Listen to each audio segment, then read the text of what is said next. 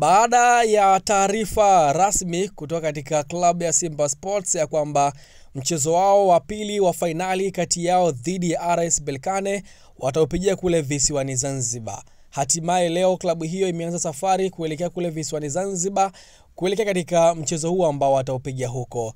Na tunafahamu ya kwamba jana kupitia meneja wa habari na mawasiliano wa klabu hiyo, hapa namzungumzia Ahmed Ali, walitangaza viingilio rasmi ambavyo vitatumika katika mchezo huo wa fainali, ambapo mpaka sasa platinum tickets zimeshakuwa sold out.